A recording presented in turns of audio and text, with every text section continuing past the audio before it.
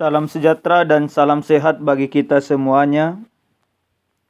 Jemaat Tuhan yang terkasih di dalam Tuhan kita Yesus Kristus dimanapun kita berada.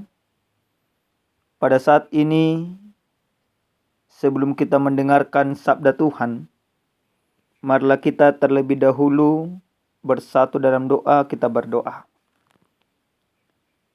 Terpujilah Engkau ya Allah kami, Allah yang senantiasa setia mengasihi kami.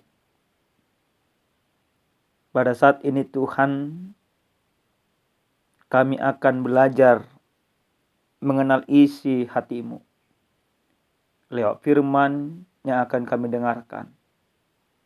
Biarlah kiranya Tuhan menguasai kami hingga kami mengerti firman-Mu. Dalam nama Yesus kami berdoa. Amin.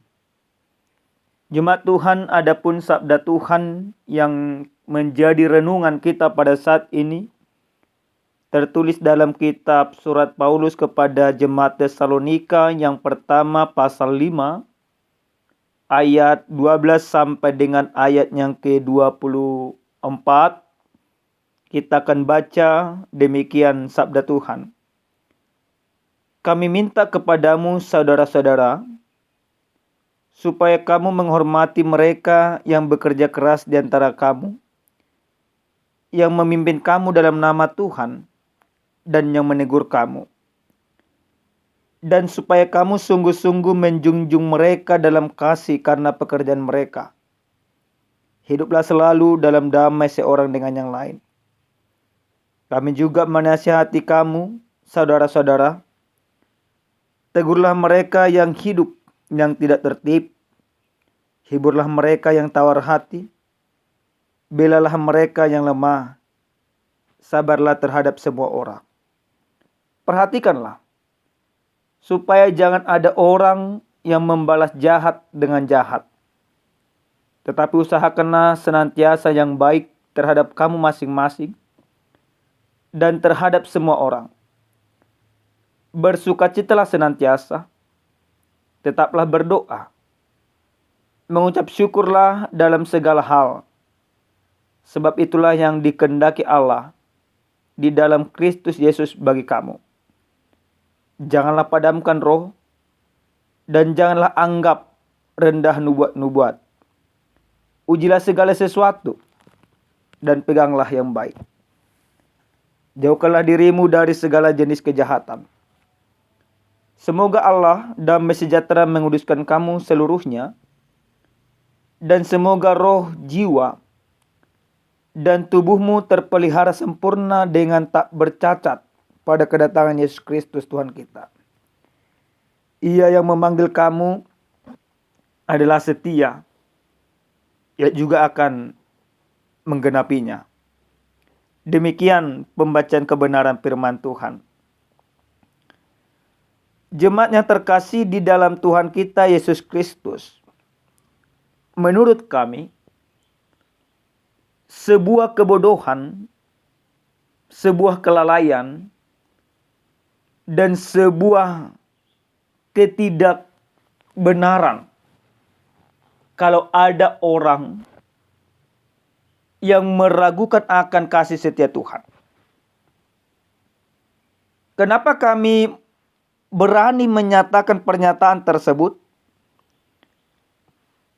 Karena memang realitanya banyak dari kehidupan orang-orang yang percaya yang memang benar-benar ragu akan kasih setia Tuhan. Sehingga apa? Sehingga banyak menduakan Tuhan, lari dari kebenaran, bahkan mungkin meninggalkan Tuhan itu sendiri, beralih kepada ajaran-ajaran sesat. Dalam kebenaran firman Tuhan yang sampai kepada kita pada saat ini, Paulus memberikan sebuah nasihat praktis tentang kehidupan orang-orang percaya, di mana di kota Tesalonika tantangan itu sangat banyak. Banyak orang-orang yang percaya oleh karena menerima penindasan dan penderitaan, hidup mereka jauh daripada Tuhan. Melihat hal inilah Paulus mencoba mengingatkan mereka, meneguhkan iman mereka, supaya sebagai orang-orang yang percaya senantiasa hidup di dalam kebenaran. Sebenarnya Bapak Ibu, nasihat yang diberikan oleh Rasul Paulus merupakan sebuah nasihat yang sangat-sangat baik untuk dilakukan, untuk diaplikasikan orang-orang yang percaya tersebut. Kalau kita baca nasihat-nasihat Paulus ini dari ayat yang ke-12 sampai dengan ayat yang ke-24, kalau kita sederhanakan nasihatnya, yaitu supaya orang Kristen menghormati pemimpin, supaya orang Kristen hidup dalam damai, supaya orang Kristen saling menegur dengan tertib, supaya orang Kristen mau menghibur yang tawar hati, supaya orang Kristen menolong yang lemah, supaya orang Kristen sabar terhadap semua orang, menghindari pembalasan yang jahat, supaya orang Kristen senantiasa bersuka cita, supaya orang Kristen senantiasa berdoa selalu, mengucapkan syukur dalam segala hal, baru supaya orang Kristen tidak memadamkan roh Tuhan yang ada padanya, dan supaya orang Kristen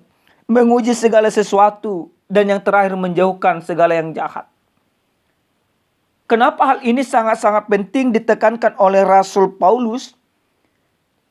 Inilah yang tidak ditemui di luar daripada orang yang tidak Kristen dalam konteks Tesalonika pada saat itu. Maka orang Kristen harus menunjukkan sebuah ciri khas yang menunjukkan bahwa Kristus itu benar-benar hidup di dalam mereka, yang menunjukkan bahwa Kristus itu benar-benar memerintah di dalam kehidupan mereka. Sehingga apa? Sehingga nilai-nilai kekristenan yang dipertunjukkan oleh orang-orang percaya menjadi nilai yang baik, menjadi teladan yang baik bagi orang lain. Sehingga orang yang tidak Kristen hidup di dalam penglihatan itu, dan tentu mereka terajak, termotivasi, dan mau percaya kepada Tuhan Yesus Kristus. Jemaat yang terkasih di dalam Tuhan kita Yesus Kristus, mari kita coba telaah kembali firman ini untuk menjadi sebuah kekuatan yang baik bagi kita. Untuk kita buktikan tentunya di zaman kita sekarang ini.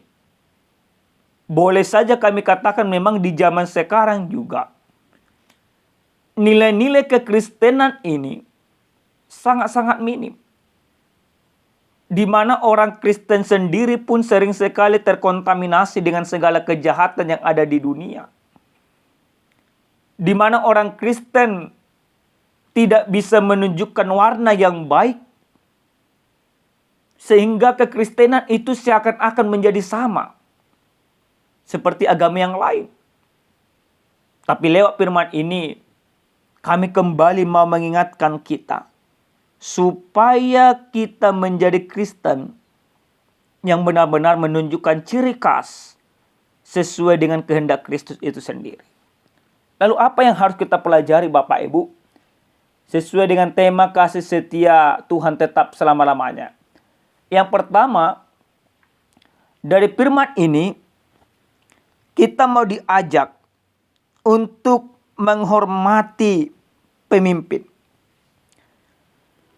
Dalam ayat yang ke-12, di sana jelas dikatakan, saudara-saudara, supaya kamu menghormati mereka yang bekerja keras di antara kamu, yang memimpin kamu dalam Tuhan dan yang menegur kamu. Pertama, menghormati para pemimpin. Secara khusus, para pemimpin yang pantas diteladani. baik pemimpin secara spiritual, keagamaan, dan juga pemimpin-pemimpin negara kita ini. Karena memang kalau kita boleh jujur Bapak Ibu, kalau memang ada para pelayan, para penatua, para pendeta, para vikaris yang mendengarkan firman ini, camkan di dalam hatimu. Kita layak dihormati, kita layak ditaati, kita layak untuk dikagumi, itu karena perbuatan kita yang benar. Bukan karena kita paksa. Tapi realitanya, sering sekali di tengah-tengah kehidupan kita ini, justru kita para pelayan, ingin dihormati, tapi tingkah lakunya tidak baik dan benar. Para pendeta ingin ditaati, tapi tidak menjadi teladan. Nah, inilah waktunya bagi kita para pelayan yang mendengarkan firman ini. Siapapun engkau, dimanapun engkau berada, Tuhan memang menginginkan kita dihormati. Tapi bukan karena paksaan.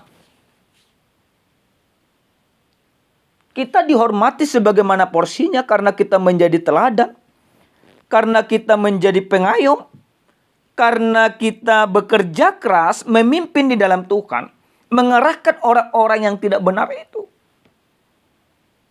Tapi kalau kita memang tidak melakukan semuanya itu, jangan harap untuk dihormati. Para pemimpin bukan untuk gila dihormati, tapi taatlah kita kepada Tuhan. Ketaatan kita, ketundukan kita kepada Tuhan, kerelaan kita dengan sungguh-sungguh melayani Tuhan, maka yang kita layani ini, para jemaat ini akan menghormati kita.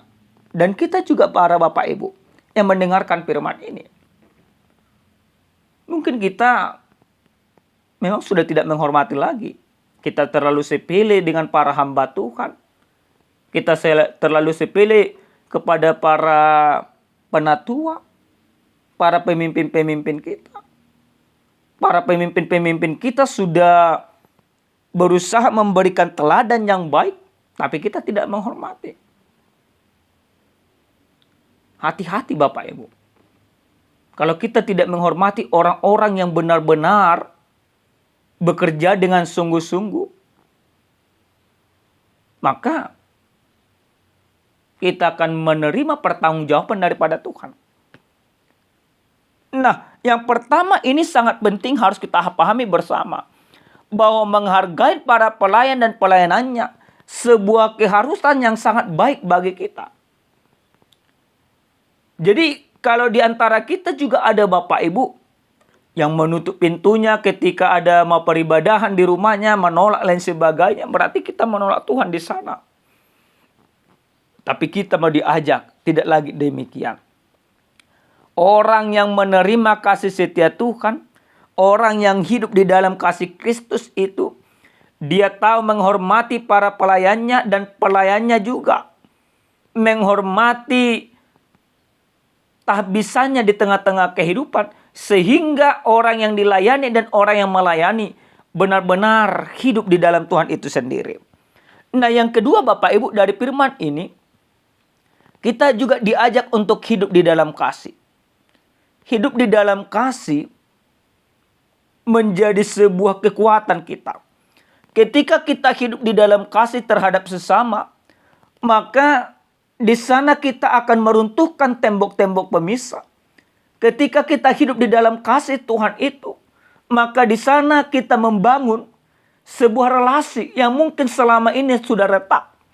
Karena kasih setia Tuhan sesungguhnya menyatukan orang berdosa dengan Tuhan.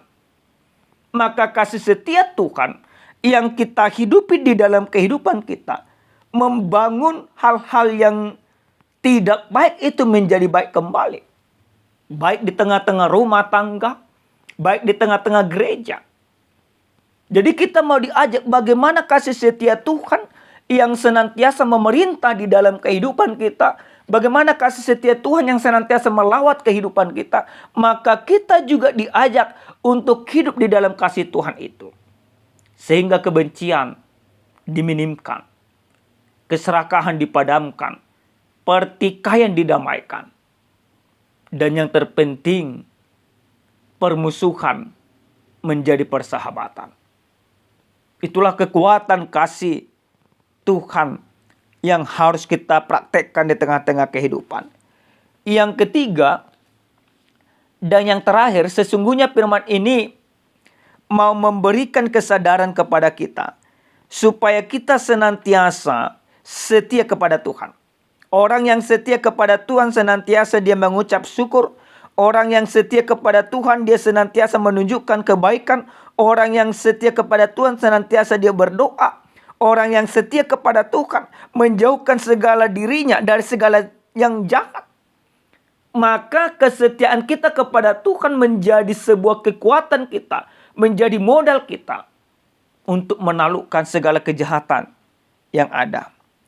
Jemaat Tuhan yang Tuhan kasihi, ini ada sebuah ilustrasi sebagai penutup dari firman Tuhan yang sampai kepada kita pada saat ini.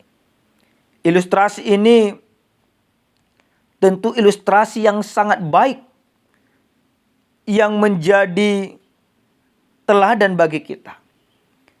Ada seorang yang bernama Harriet Tubman. Dia orang yang buta huruf. Dia tidak tahu membaca, dia tidak tahu menulis.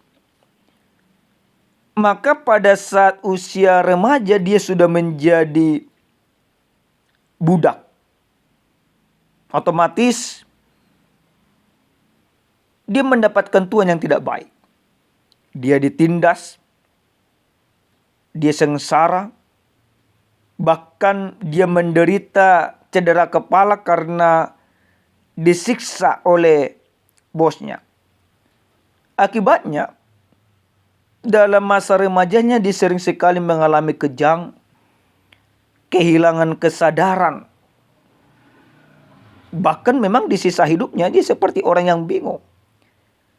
Namun setelah dia lepas dari perbudakan, Harriet dipakai oleh Tuhan untuk membebaskan 300 orang lain yang mengalami perbudakan. Harriet pada saat itu kembali ke daerah Amerika bagian selatan. Pada saat itu terjadi masa perang saudara di sana. Maka Harriet dengan segala kemampuannya, dia menyelamatkan budak-budak yang lain. Sehingga orang-orang yang diselamatkan dan orang-orang yang mengenal Harriet ini sering menyebut dia sebagai Musa. Kenapa? Karena dia menjadi pembebas bagi orang lain.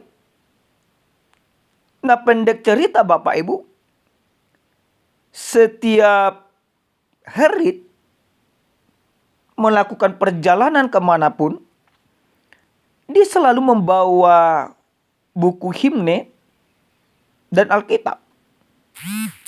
Namun dia tidak tahu membaca.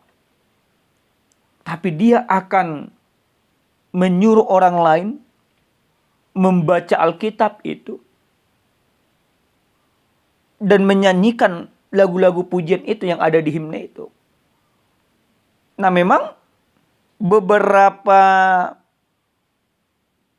firman Tuhan dia hafal dan itu menjadi sebuah kekuatan dia.